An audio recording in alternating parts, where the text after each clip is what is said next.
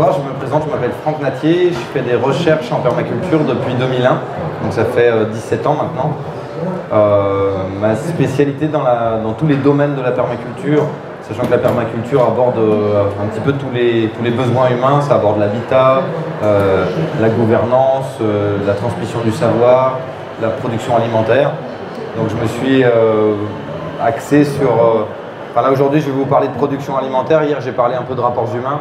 J'ai fait des parallèles en fait entre les besoins humains et les besoins des plantes, la façon dont les plantes vivent toutes dans des écosystèmes bien spécifiques, parce qu'elles ont des besoins et des capacités spécifiques. Donc là aujourd'hui je vais faire l'inverse, je vais vous parler des besoins des plantes, puis je vais faire des parallèles avec les êtres humains pour qu'on puisse mieux s'identifier. Donc je fais des recherches depuis 2001. Au départ, je me suis intéressé aux plantes sauvages comestibles, à tout ce qui était, on va dire, la permaculture sauvage. Je me suis intéressé surtout à la botanique fruitière, à la botanique des plantes dans leurs écosystèmes naturels pour étudier en fait comment les plantes se comportent dans leurs écosystèmes naturels. Donc un de mes formateurs principaux, c'est Gérard Ducerf, qui a créé une discipline qui s'appelle la bioindication végétale et qui permet juste en observant les mauvaises herbes qui poussent dans le jardin, sachant que quand on connaît le biotope de ces plantes, leur biotope d'origine, ça nous dit en fait quelle maladresse on a fait dans notre jardin ou dans nos champs. Donc par exemple, les deux pires plantes qu'on peut trouver chez les paysans, c'est le rumex et le chardon. Bon, il y a le chien-dent aussi, mais il faut savoir que c'est deux plantes qui viennent de ripisylves, donc de bords de rivières, et qui apparaissent quand les rivières sont sorties de leur lit. Et en même temps, donc elles disent en fait asphyxie du sol totale pendant un certain temps. Et vu que c'est des plantes qui sont à la fois capables de résister à une asphyxie totale par l'eau et en même temps de résister à des grandes sécheresses, c'est ce qui fait qu'on va les retrouver dans les champs, des fois sur un plateau à plusieurs milliers de mètres d'altitude, parce que le paysan va avoir travaillé son sol par temps de pluie, va avoir asphyxié le sol. Il va y avoir des pluies en hiver, le sol va être asphyxié exactement comme un bord de rivière. Et en même temps, vu qu'en été, on n'a pas cette hygrométrie, on n'est pas sur un bord de rivière, donc le sol va de nouveau se dessécher. Et c'est ce qui fait qu'on va trouver de ces plantes. Si c'était inondé toute l'année, on trouverait des plantes aquatiques. Et donc l'essentiel du travail de Gérard Ducerf, ça a été d'étudier les plantes dans leurs écosystèmes naturels pour ensuite faire des parallèles à quand on les voit apparaître dans nos jardins. Donc ça m'a passionné cette discipline.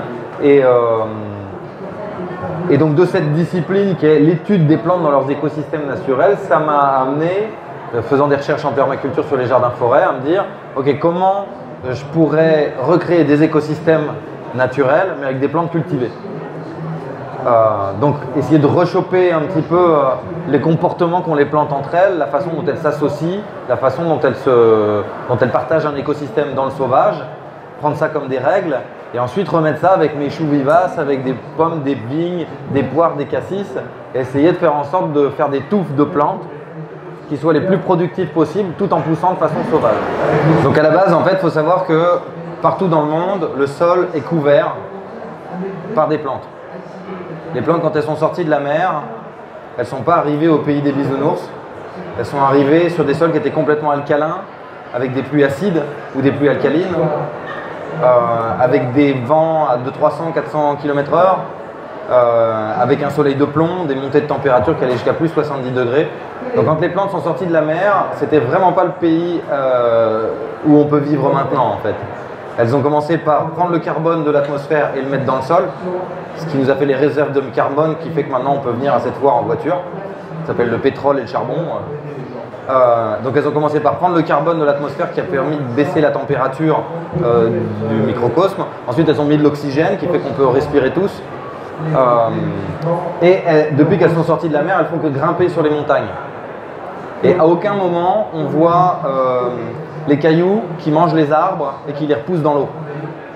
Ça c'est pas normal. L'érosion, la dégradation de notre écosystème, c'est pas normal. Les seuls endroits sur Terre où on voit pas de plantes, c'est la banquise, le haut des montagnes où l'argile ne peut plus s'accrocher et les champs des agriculteurs. Il n'y a que ces trois écosystèmes où on ne trouve pas de plantes en fait. Et observez, vous verrez que partout où vous laissez la nature faire, c'est recouvert de plantes. Et toutes ces plantes vivent en association Et quand on recomprend en fait la base des associations botaniques et qu'on les laisse faire, on s'aperçoit qu'elles aggradent. Elles améliorent toujours l'écosystème. Elles sont toujours en train d'apporter quelque chose et elles ont toujours des spécificités. Chaque plante, dans chaque écosystème, elles ont des spécificités vraiment particulières. Certaines vont avoir une capacité à fixer l'azote de l'air, d'autres à résister à des très grandes sécheresses, d'autres à vivre dans des sols calcaires très alcalins ou à l'inverse dans des sols acides de pH 3-4. Et donc elles vont développer des capacités très spécifiques qui font qu'elles vont être bien dans certains biotopes et pas dans d'autres. Après, il va y en avoir qui vont être plus polyvalentes, qu'on peut retrouver un peu partout parce qu'elles sont un peu touche à tout. Elles vont supporter un peu les sols secs, un peu les sols humides, un peu les sols alcalins, un peu les sols acides.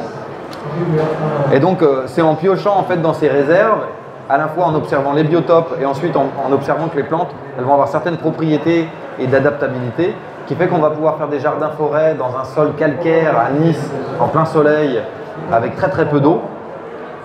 Et donc on va agencer des oliviers, on va agencer des oliviers par exemple avec des capriers, avec qu'est-ce qu'on va pouvoir mettre au pied de la vigne, donc qui elle va avoir une capacité à aller chercher l'eau très en profondeur comme l'olivier.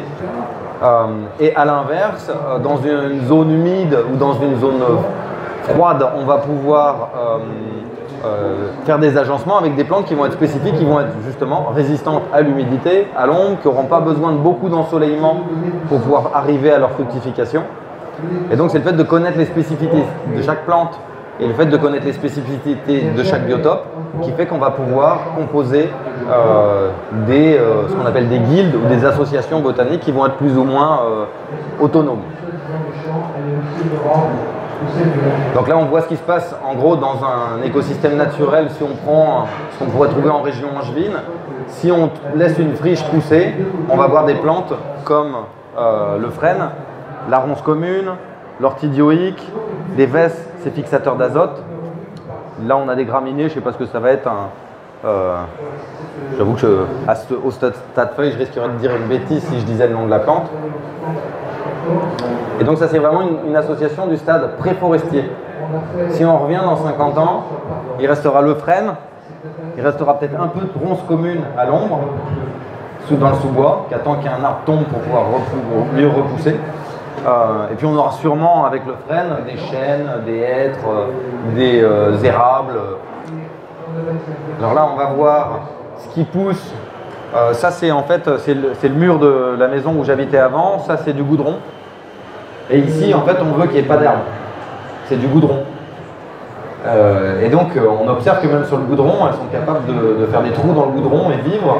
Et on voit des plantes qu'on trouve au stade plutôt désertique.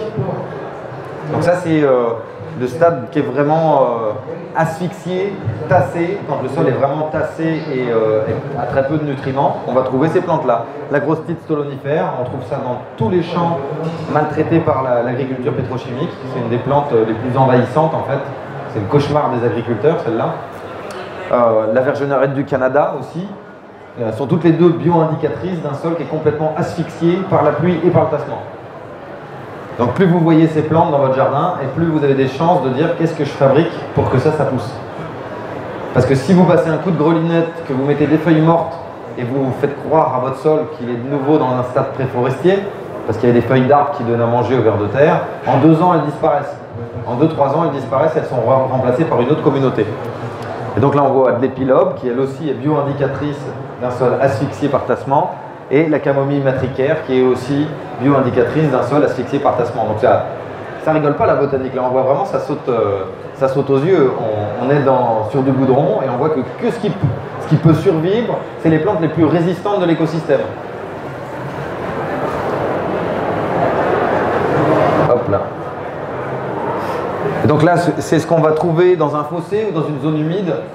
On va trouver de la menthe aquatique, du saule blanc. La massette, c'est une plante dont le rhizome est comestible, à jusqu'à 60% de protéines et de sucre, il me semble. Non, je dis des bêtises, non, c'était 60 quintaux hectares. Donc en fait, ça a à peu près la même productivité que le blé. Sauf que c'est une plante, il suffit juste de la laisser pousser. Dès qu'il y a des zones humides, ça pousse. Et la difficulté, c'est comment sortir ces rhizomes. Mais pendant des siècles, on a nourri les cochons avec les rhizomes de massette.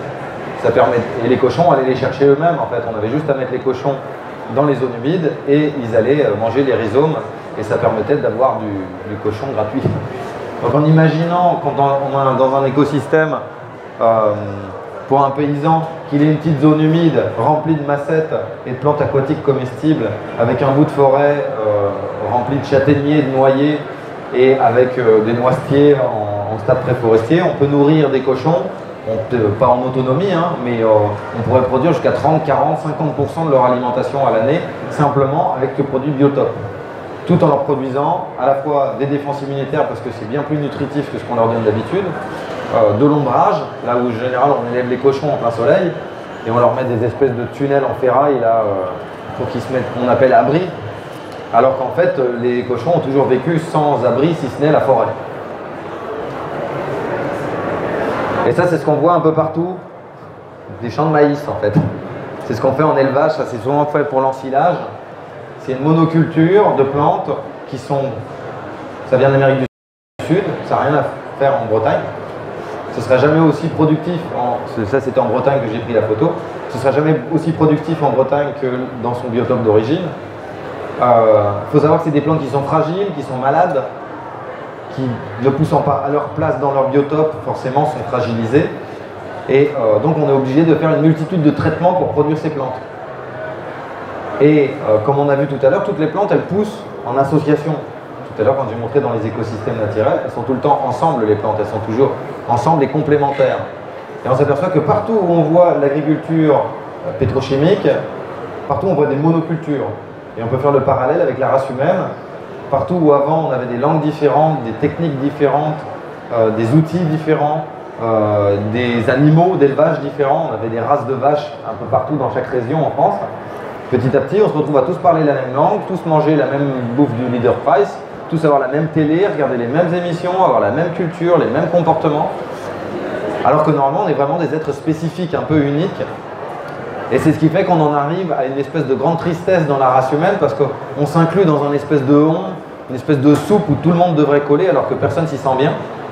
Un petit peu comme ces plantes quand elles se retrouvent dans un champ de maïs, on se retrouve tous un peu au garde à vous comme ça, à avoir l'injonction d'être productif, d'être rentable, d'avoir tout un tas de... Donc effectivement, dans un écosystème naturel, on va voir que les plantes, elles sont rentables.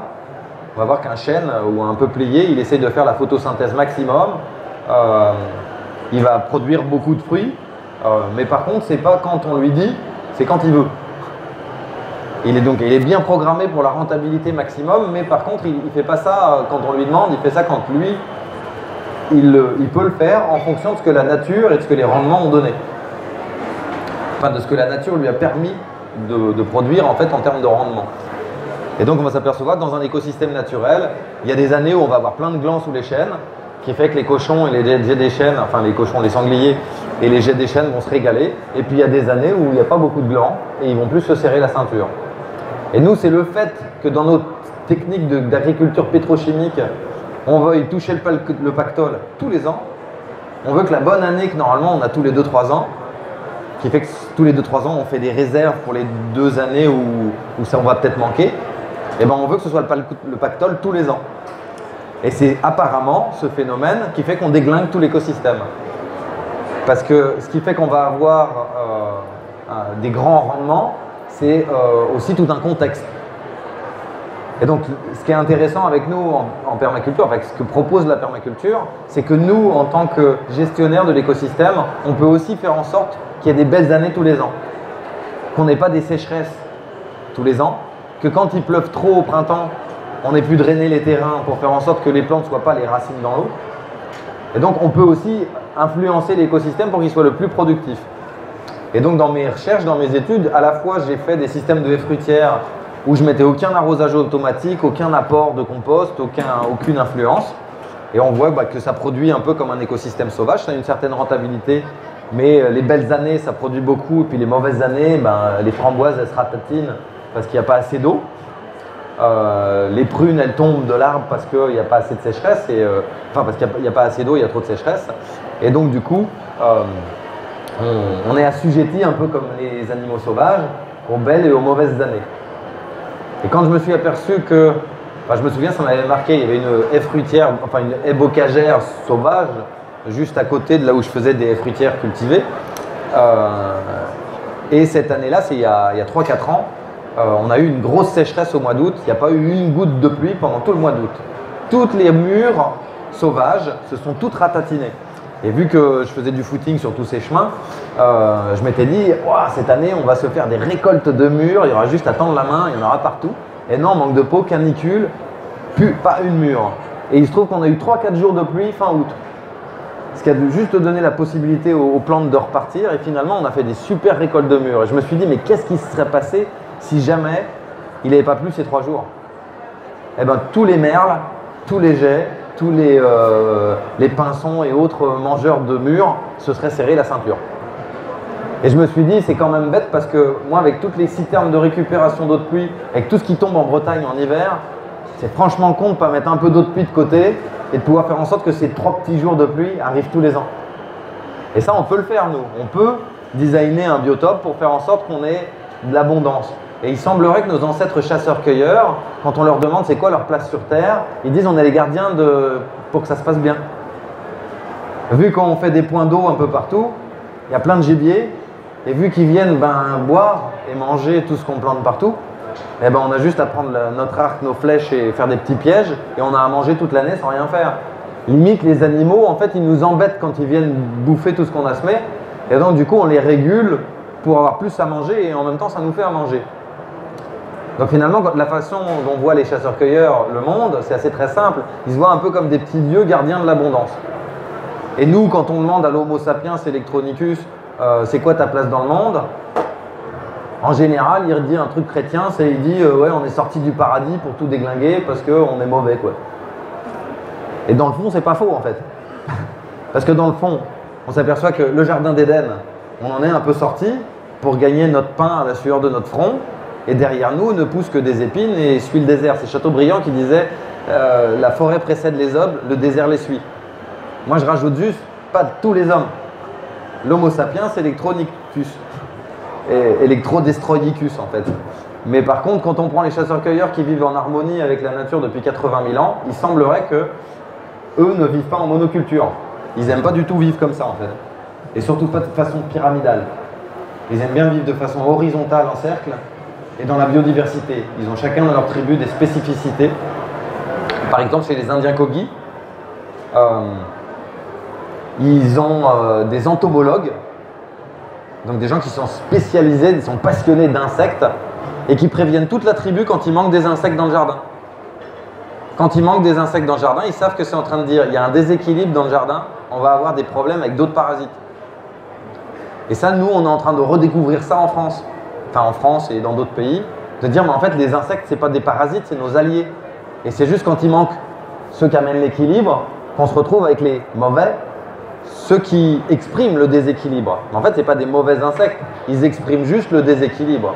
C'est un petit peu comme si vous mettez un steak sur la table là, et au bout de 3 jours ça va schlinguer. Et c'est pas des mauvaises mouches quoi. Elles y sont pour rien les mouches autour. C'est vous qui avez mis le steak. Et donc chaque déséquilibre dans un écosystème, chaque truc gênant qu'on appelle mauvais et qu'on aurait tendance à essayer d'éliminer avec un coup de pchit-pchit, c'est souvent l'expression d'un déséquilibre que nous on a créé. Et donc là, ce qu'on va voir, c'est les 7 strates. Il y a en gros dans un système de culture multi-étagée, nous en Europe, on peut utiliser 7 strates de culture, sachant qu'en Amérique du Sud, on va jusqu'à 12 strates.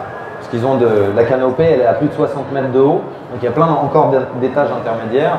Mais nous, entre les couvre-sols et la canopée, donc qui vont être par exemple les châtaigniers ou les chênes, on a à peu près cette strate. Donc la strate 1, c'est le sous-sol, c'est là où on va trouver toutes les racines, les tubercules, les bulbes, les réserves en eau, la spécificité du biotope, si c'est un sol calcaire, acide, si c'est un sol profond ou de surface.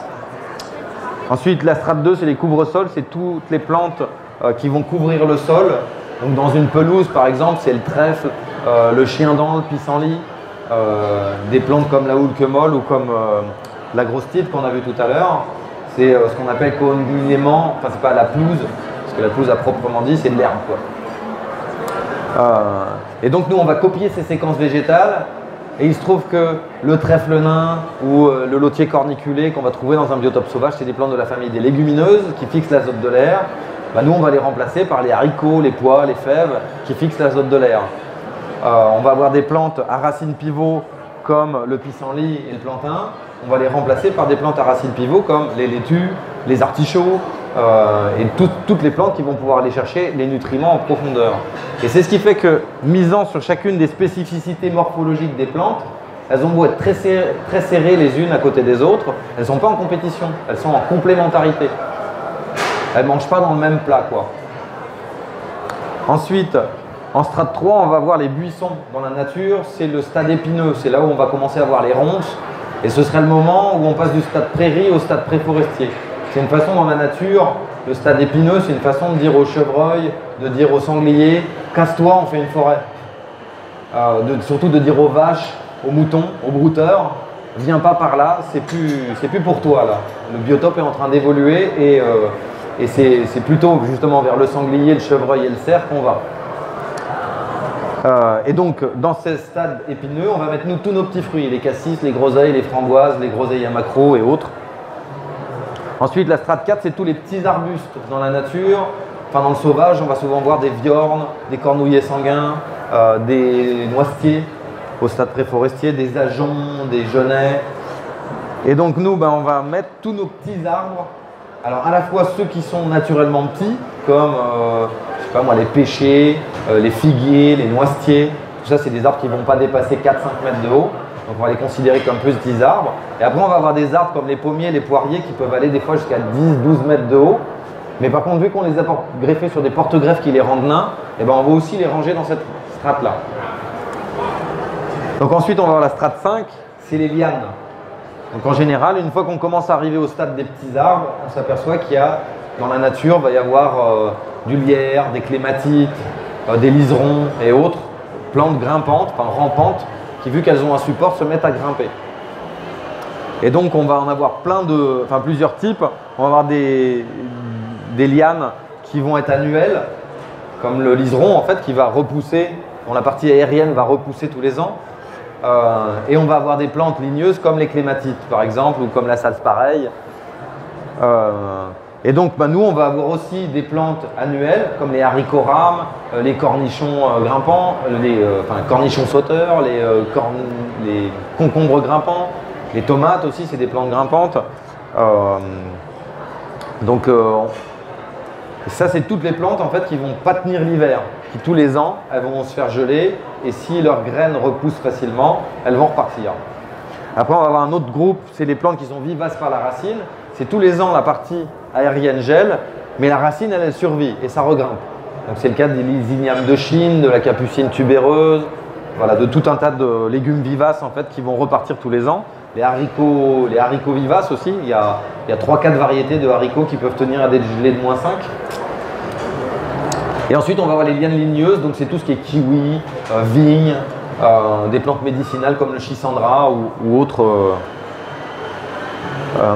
Et donc après, on va avoir la sous-canopée, donc les plantes d'ombre. C'est tout ce qu'on va trouver dans la nature. On va avoir le fragon, on va avoir le lierre, on va avoir certaines bruyères. Donc en fonction de dans quelle région on est, on va trouver des plantes différentes. Et donc nous, dans cette strate-là, on va mettre toutes nos plantes qui vont arriver soit au printemps, donc là il y en a deux types. Il y a les printanières, celles qui vont sortir avant que les arbres aient fait leurs feuilles. Donc dans ce cadre-là, on va avoir l'ail des ours, par exemple, qui est assez connu. On va accueillir jusqu'au mois de mai-juin dans les sous-bois. Et après, on va avoir des plantes qui sont dites persistantes dans le sous-bois et qui vont tenir toute la saison. Et donc qu'on va voir au printemps, mais qu'on va voir aussi toute la saison. Et donc on va avoir des plantes comme le gingembre du Canada, la zarée du Canada. On va avoir déjà tous les champignons, les cultures de champignons qu'on peut faire sur bûche. Et vraiment à cet endroit-là, dans le sous-bois, qu'on va pouvoir les cultiver. On va avoir des plantes comme le ginseng aussi, qui poussent très bien en Europe, dans le sous-bois à l'ombre. Et donc ensuite, la dernière strate, c'est la canopée, c'est tous les grands arbres. Donc dans la nature, c'est les chênes, les châtaigniers, les frênes, les érables et autres plantes sauvages qu'on va remplacer par donc, tous nos plus grands fruitiers, donc les châtaigniers, les noyers, des plantes comme les mûriers à gros fruits, les pommiers du Kazakhstan, les merisiers, les cormiers. Donc ça, c'est pas la strate la plus productive pour nous, êtres humains. Par exemple, les mûres du Maurus, elles sont intéressantes, mais bon, quand elles tombent de 10 mètres de haut, en général, elles sont un peu ratatinées. Les pommes, c'est pareil, ça ne va pas donner grand-chose à récolter pour nous. Par contre, s'il y a des animaux en dessous, eux, ils vont tout manger facilement.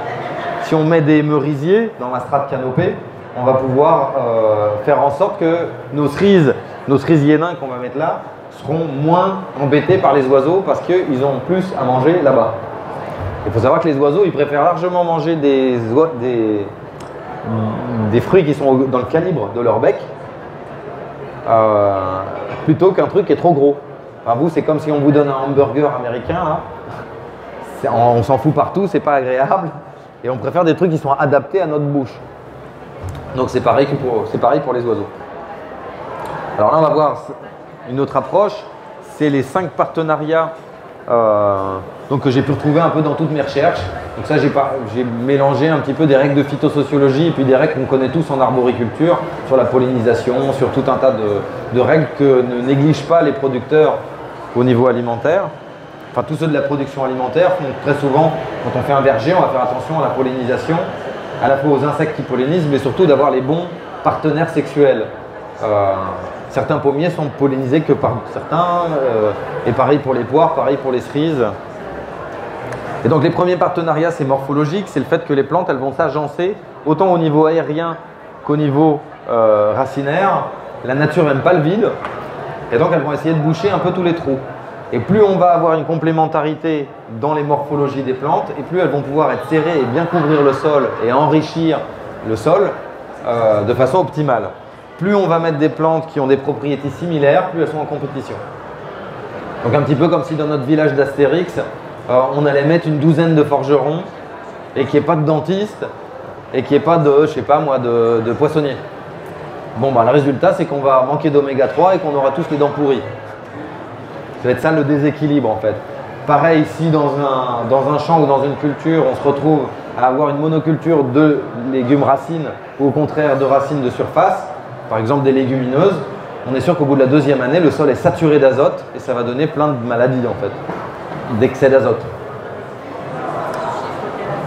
Donc ensuite, on va avoir des partenariats chimiques. C'est le fait que les plantes peuvent, contrairement à nous qui pouvons nous déplacer quand un parasite nous attaque, les plantes ne peuvent pas. Leur seule réponse, c'est d'aller se combiner, enfin d'aller s'associer avec des mycorhizes, des champignons, des bactéries, pour leur demander de leur donner des molécules qui vont leur permettre de synthétiser des produits chimiques. Il faut savoir que c'est les premières des chimistes, c'est les plantes avant nous, et on n'a fait que copier les molécules que fabriquent les plantes naturellement sur Terre. Mais c'est les reines de la chimie.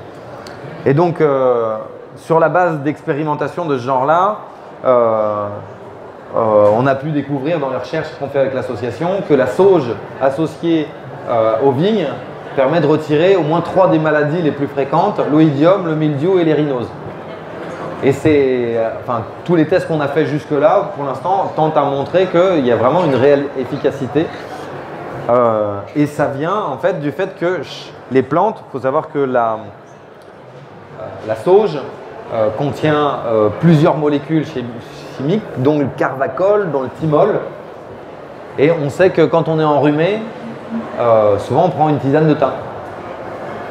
Et la tisane de thym, ce qu'on va récupérer, c'est le thymol. Et que donc, quand on lutte nous contre des champignons ou des bactéries, on s'aperçoit qu'il y a certaines molécules chimiques qu'on va trouver chez les plantes, on arrive à mieux résister. Et bien soit c'est la plante qui l'a produit elle-même, soit on s'aperçoit que les plantes peuvent échanger les molécules entre elles. Et une ne sait pas fabriquer un produit, mais par contre, c'est les champignons qui vont faire le lien, les mycorhizes qui vont faire le lien entre 2 plantes. Un petit peu comme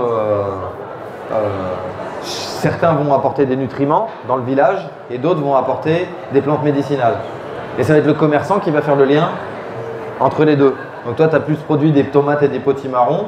Et ben du coup, on va troquer tes potimarrons contre du thym et du romarin. Et comme ça, on pourra faire des potirons au thym et au romarin. Et donc chacun va se retrouver à avoir à peu près ce qu'il veut. Il faut savoir que le vecteur d'échange dans un écosystème, c'est les champignons. On pourrait le considérer comme le système digestif et en même temps le système nerveux de la forêt. Donc là, on rentre dans les partenariats alimentaires dans lesquels je viens juste d'aborder le sujet. Les champignons, il faut savoir que sans champignons, sans mycorhisation, la majorité des plantes ne peuvent pas vivre. Ça correspond à leur intestin en fait. Les mycorhizes autour des racines correspondent à notre flore bactérienne qui, à nous permet de dissoudre les aliments qu'on a mangés. On pourrait dire qu'un intestin, c'est une racine à l'envers. Vous imaginez l'arbre, il a balancé sa racine. Là, je rentre mon bras au bout de la racine, comme ça, je l'attrape et je la retourne comme une chaussette. Vous imaginez si l'arbre, on lui retournait son système racinaire, bah, du coup, il pourrait aller se balader, il n'aurait plus qu'à prendre un peu de terre et se la mettre dans la tuyauterie et il serait déplaçable. Bah, c'est nous les animaux en fait. La nature, quand elle a inventé les animaux, c'est un espèce d'arbre à l'envers. Et vu qu'il ne savait pas trop où il allait, on lui a mis des yeux. Mais à la base, c'est ni plus ni moins que ça. On est des estomacs avant d'être des êtres vivants. Hein. Les premiers êtres vivants, c'était que des espèces d'estomacs. Et petit à petit, on leur a mis des yeux et un cerveau pour que ce soit plus efficient pour bouffer. Mais nous, on n'est que ça en fait. Enfin, on est un peu plus aussi, mais en tout cas, c'est bien de revenir sur ces bases pour pouvoir comprendre que savoir qu'un des pères de la médecine, je ne sais plus, c'était Paracels, c'est, je ne sais plus comment il s'appelle, celui qui avait dessiné le serpent avec la coupe, Hippocrate. La première des choses que disait Hippocrate, c'était un être humain en bonne santé, c'est un intestin en bonne santé. Un être humain en mauvaise santé, c'est un intestin en mauvaise santé. Donc en gros, prenez soin de votre intestin et vous serez résistant à toutes les maladies. Bah, il se trouve que pour les plantes, c'est exactement pareil. Un système racinaire en bonne santé, c'est une plante en bonne santé qui n'a pas de problème ni avec les parasites, ni avec les maladies. Une plante qui a un système racinaire qui est asphyxié ou qui se retrouve avec des excès ou des carences, ça donne une plante malade. J'ai certains pommiers comme Rainette du Mans qui est très résistant aux maladies, enfin qui a une bonne résistance à la tavelure et au monilia. Et quand je me suis mis à vider les seaux de toilettes sèches au pied de l'arbre en me disant tiens bah, ça va faire des engrais, le résultat ça a été que l'arbre est devenu malade pendant 3 ans. Et tout simplement parce que je lui ai asphyxié son système racinaire, parce que je mettais beaucoup trop de mulch et surtout que ça faisait des excès d'azote qui étaient contenus dans l'urine en fait. Et donc l'arbre c'est un petit peu comme si on le gavait, comme si nous on nous mettait une perfusion ou si on nous gavait comme une oie. Donc ensuite on a des partenariats qui sont dits sociologiques, là c'est vachement plus complexe.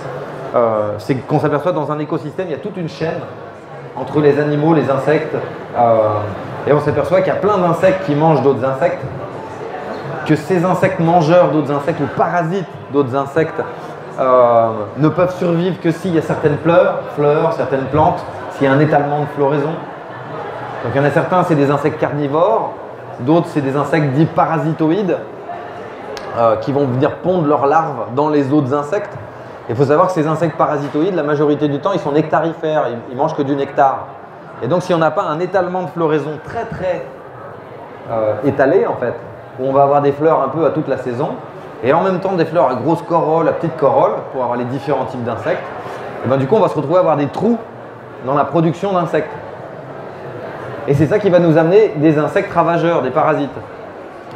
Du fait qu'il n'y a pas leurs prédateurs, qu'il n'y a pas de régulation, en fait, ce serait un petit peu comme si on laissait les malfrats faire sans police, quoi. S'il n'y a personne pour leur courir derrière, ben on se retrouve au bout de quelques mois à avoir des malfrats partout et c'est eux qui dirigent la ville.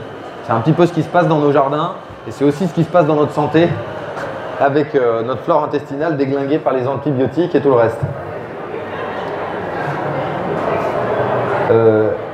Et alors les derniers, c'est les partenariats. Ouais, j'ai été un peu vite. En plus, je passe sur le meilleur, la sexualité. Il semblerait que en fait, ça c'est la base de la vie. Nous, dans la judéo-chrétienté, on trouve que c'est pas bien, c'est sale, il ne faut pas y aller et tout ça. Il se trouve que c'est quand même la base de la vie sur Terre. Et que quand on néglige ça, surtout chez les plantes, il ne faut pas s'étonner de ne pas avoir de fruits. Donc si on prend comme exemple, il y a plein de types d'interactions. Il y a les interactions dioïques, monoïques. Donc dioïque, c'est nous. C'est une plante mâle, une plante femelle. Et il faut qu'ils se rencontrent pour faire des petits. Monoïque, c'est une plante qui est mâle et femelle. Et on va dire qu'il va faire des fleurs mâles et des fleurs femelles. Hermaphrodite, c'est une plante qui fait des fleurs mâles et femelles. Donc c'est un peu des fleurs androgynes. Et après, il va y avoir 2 cas de figure chez les hermaphrodites. C'est ceux qui arrivent à s'auto-copuler tout seuls. On appelle ça les autofertiles. Donc qui peuvent donner des fruits tout seuls. C'est le cas des abricots et des pêchers par exemple. Alors qu'on va avoir les autostériles. C'est le cas des pommiers, une majorité des cerisiers, des poiriers. qui quand on les laisse tout seuls, bah, ils ne donnent pas de poire. Donc du coup, quand vous faites un jardin forêt, si vous n'agencez pas les plantes en fonction de leur morphologie, vous allez avoir des compétitions entre les plantes, ça ne produira pas beaucoup de fruits et ce ne sera pas très en bonne santé. Si vous ne faites pas attention aux échanges chimiques, vous allez être obligé d'aller mettre des coups de pchit-pchit, des coups de médicaments, parce que les plantes ne savent pas se débrouiller tout seuls. Si vous ne respectez pas les partenariats alimentaires, vous allez avoir des carences en azote, des excès d'azote, des carences en phosphore. Il faut savoir que le phosphore il est amené essentiellement par les animaux dans les écosystèmes. Donc c'est les urines, les déjections des animaux, les carapaces des insectes qui sont riches en phosphore. Et donc plus on va avoir d'animaux et d'éléments dans l'écosystème, et plus on va avoir comme une espèce d'aspersion d'engrais, juste ce qu'il faut, tout le temps. En permanence, on aura un petit caca d'oiseaux qui va être diffusé par les champignons et distribué à ceux qui en ont besoin. Et donc, si on ne respecte pas les partenariats sociologiques, on va avoir des gros déséquilibres avec plein de parasites. On aura des pommes, mais elles seront toutes véreuses et elles ne pourront pas se garder jusqu'en avril. Et si on ne respecte pas les partenariats sexuels, donc si on met par exemple 2 kiwis, mais que c'est 2 mâles, ça ne va pas donner grand-chose, ou 2 femelles, c'est pareil, ça ne va pas donner grand-chose. J'ai déjà vu plein de gens comme ça qui avaient des kiwis au bout de 12 ans, qui me disent, mais dis donc, ça met du temps à venir les fruits. Bah ouais, entre mâles, ça ne fait pas grand-chose. Ça a du mal à faire les bébés. Et donc pareil, si on ne respecte pas les agencements entre les plantes en fonction de leur pollinisation, donc de mettre des groupes de 3-4 poiriers ensemble, des groupes de 3-4 pommiers, en gros qui ont la floraison à peu près en même temps et en plus qui ont une bonne affinité génétique. Et ben du coup on n'aura pas de pommes. Et donc faire des jardins forêts c'est très simple, vous plantez n'importe quel arbre fruitier, n'importe comment, c'est facile. Vous pouvez voir ça dans plein de bouquins de permaculture où on vous fait des grandes généralités, où on vous met les grands arbres, des moyens, les petits. Mais par contre si vous ne respectez pas tous ces échanges, tous ces partenariats, vous risquez d'avoir une belle forêt mais pas beaucoup de fruits. Et donc là ce qu'on va voir, donc ça c'est un peu les recherches, les études qu'on fait avec l'association. Donc autant la régulation écosystémique, essayer de voir en fait quels sont les régulateurs dans un écosystème. Il faut savoir que les premiers des régulateurs des campagnols qui mangent les racines des arbres, ce qui fait beaucoup de dégâts à l'heure actuelle en arboriculture, c'est les mustélidés. C'est le fait d'avoir des martres, des fouines, des furets qui permet de réguler tous ces rongeurs. Et c'est le fait qu'on ait retiré tous ces prédateurs parce qu'ils nous gênent, parce qu'ils bouffent les poules ou qui nous piquent les œufs des poules, ou les renards, qu'on leur fasse la bataille depuis des siècles, qui fait qu'on a des gros déséquilibres en fait. Et aussi le fait qu'on ait importé des bestioles d'un peu partout dans le monde, qui fait que par exemple maintenant on a des campagnols en France qui viennent du Canada, qui normalement ont 3 mois pour se reproduire, et eux en fait, après ils se prennent des gelées de moins 40 sur la tronche. Donc quand ils se retrouvent en Bretagne et qu'en hiver il fait 3 degrés, ils sont capables de faire 8 ou 9 cycles de reproduction dans la saison. Donc derrière, les rapaces, les prédateurs, ils ont de quoi bouffer. Mais le problème, c'est comment ça s'autorégule. Il faut savoir que dès qu'on met des mustélidés, ça s'autorégule très rapidement. Donc là, on voit une partie des recherches et les associations botaniques qu'on fait, comment arriver à augmenter la production au mètre carré et surtout essayer de trouver les meilleures variétés, les variétés qui nous permettent de… 5 minutes, ok. Je vais essayer d'aller vite. Donc là, on voit des exemples de haies fruitières multi-étagées. Sur cet endroit-là, de la haie fruitière, on a sorti 13 kg de poires, 20 kg de raisins, des blettes, des choux, des fraises, 2 têtes d'artichaut et 3 kg de framboises grimpantes. Donc les framboises grimpantes, là, on ne les voit pas parce que c'est plus la saison. Là, on est au mois de fin juillet, début août. Et donc, elle donnait plutôt jusqu'à… non, on est fin août et elle donnait jusqu'à fin juillet. Donc là, on ne les voit plus trop, mais c'est des variétés comme Thai Berry, Logan Berry. C'est des hybrides qui ont été faits entre les framboises et les mûres. Donc on peut mettre des mûres grimpantes aussi. C'est un peu plus gênant les mûres parce qu'elles donnent en septembre. Et donc du coup, quand elles poussent dans le feuillage des arbres, elles sont moins sucrées. Alors déjà que des fois, elles ne sont pas très sucrées les mûres. Quand ça pousse dans le feuillage, c'est pas top. Mais par contre, les framboises grimpantes, ça c'est top parce que du coup, elles sont protégées des coups de soleil qu'on a en été. Donc ça, c'est les recherches qu'on fait au niveau de la production, donc au niveau de la permaculture. En fait, ça c'est une photo que j'ai prise à la ferme du Bec-et-Loing, qui sont à l'heure actuelle assez pionniers dans le domaine. Ça c'est au jardin Graines de Vie et ça c'est à la ferme Arc-en-Ciel. Donc en fait, on a fait des films et on essaye de diffuser un petit peu les méthodes et les techniques de tous ces systèmes de cultures multi-étagées diverses. Cette ferme-là, ça fait 40 ans en fait, qu'ils produisent en permaculture et qu'ils ont testé tout un tas de méthodes. Donc je vais essayer d'aller vite. Donc ça, c'est l'allélopathie, j'en parlais tout à l'heure. C'est des vignes qu'on rend résistantes aux maladies uniquement avec des associations botaniques. Et donc en gros, tout ce dont je viens de parler, vous pourrez trouver ça dans mes livres, où j'ai essayé à la fois de mettre un petit peu toutes les méthodes, là tout ce qu'on vient voir, mais aussi de mettre des glossaires botaniques d'arbres, d'arbustes, d'arbrisseaux, de tout ce qui peut pousser un peu partout en France, pour pouvoir faire des jardins-forêts un peu dans toutes les régions. Dans celui-là de bouquin, c'est la façon dont on peut multiplier les plantes, comment greffer, bouturer, marcoter, accélérer la mise à fruit. Je me suis informé un peu sur tous les hurluberlus qui faisaient des tests un peu partout. Donc par exemple Maurice Chaudière qui s'amusait à greffer sur des aubépines 11 variétés de fruits. J'ai été voir un petit peu qu'est-ce qu'on pouvait mettre sur des aubépines, est-ce que ça produit bien ou pas, quel intérêt ça peut avoir. Donc il y a à la fois plein de techniques de greffage, mais en même temps des choses un peu inédites. Donc, par exemple, une technique que j'ai appris avec Andy Darlington qui nous amenait à greffer des rameaux complets, là où d'habitude on greffe que des petits bouts de bois, et de greffer les rameaux avec le bourgeon directeur. Et petit à petit, j'ai amélioré la méthode, j'ai diversifié la méthode en m'apercevant qu'on pouvait aussi greffer du bois de 2 ans, qui me permettait d'avoir un arbre qui va avoir un port complètement naturel, sans aucune taille. Et alors qu'il y a du bois de 2 ans, je vais avoir des fruits des fois la première année pendant la greffe ou l'année d'après. Donc ça me donne le beurre et l'argent du beurre. Ça me permet d'avoir des fruits tout petits, des fruits tout de suite, et en même temps d'avoir un arbre qui va avoir un port naturel sans taille, sans essayer d'accélérer quoi que ce soit.